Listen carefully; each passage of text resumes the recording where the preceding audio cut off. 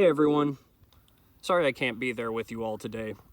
I'd much rather be seeing all of you in person, but unfortunately I tested positive for COVID yesterday, and sickness cares very little for our plans.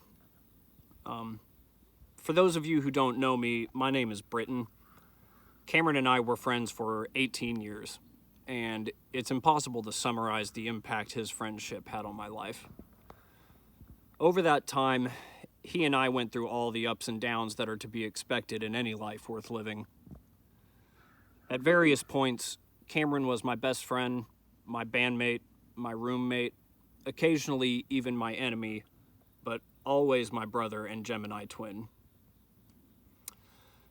There are 1,000 stories I could tell with Cameron, but since only a few dozen of those stories are appropriate to share at a funeral, I thought I'd share one from the very beginning of our friendship. On the very first day I met Cameron, when we were 14 and 15, I had a disposable camera and we were spending our afternoon using it to take dumb pictures around the high school. I don't know who thought of it first, but one of us got the bright idea to get a picture with our pants down on the Fieldhouse lawn. Well, that picture ended up getting both of us a week of in-school suspension. Getting in trouble was a major theme in our relationship, by the way.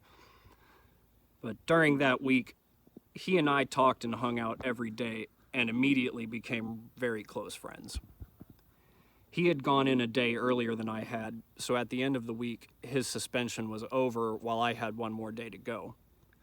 But instead of letting me do it alone, Cameron actually got himself suspended again for another day, just so we could spend one more day together. The death of a loved one always has a way of putting things into stark perspective.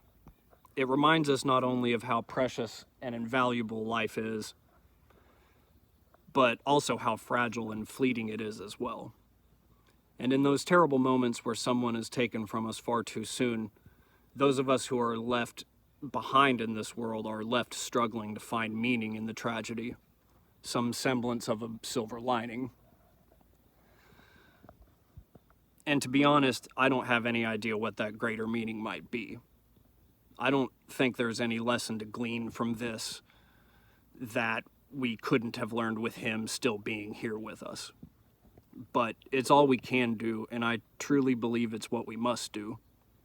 Because despite all the anguish we are forced to bear, I still believe that life is worth living, and that it is a gift we have to repay by doing our best to create as much love and happiness as we possibly can in the short time we are given.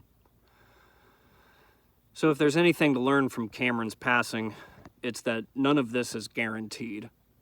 It could be you or me or any one of us tomorrow. Tomorrow is never guaranteed. Today is our chance to cultivate the love, compassion, and companionship that we all deserve in this life, and there is no time to spare. I can't possibly share every lesson that I learned from Cameron during his life, but I think it's obvious to everyone that knew him that he was a person who would not let anyone or anything stand in the way of him living the life that he wanted to lead. He showed us by example that we can be exactly the person that we want to be, no matter what anyone has to say about it. If there's anything that can be said about Cameron, it's that he was always absolutely and nothing less than his own person. More than anything, he was always true to his own self every day of his life, and because of that, we can be sure that there will never be another one like him. To end with, I'd like to share a verse from Shakespeare, one that Cameron actually showed me a long time ago, and which I know always resonated deeply with him and he held with him. It's from Hamlet, Act 1, Scene 3. There my blessing with thee, and these few precepts in thy memory. Look, thou character, give thy thoughts no tongue, nor any unproportioned thought his act. Be thou familiar, but by no means vulgar.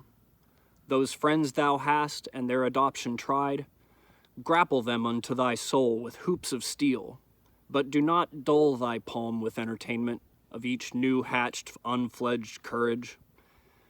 Beware of entrance to a quarrel, but being in, bear it that the opposed may beware of thee. Give every man thy ear, but few thy voice. Take each man's censure, but reserve thy judgment. Neither a borrower or a lender be, for loan oft loses both itself and friend, and borrowing dulls the edge of husbandry. This above all, to thine own self be true, and it must follow as the night the day, thou canst not then be false to any man. Farewell, my blessing season, this in thee. Thank you, everybody.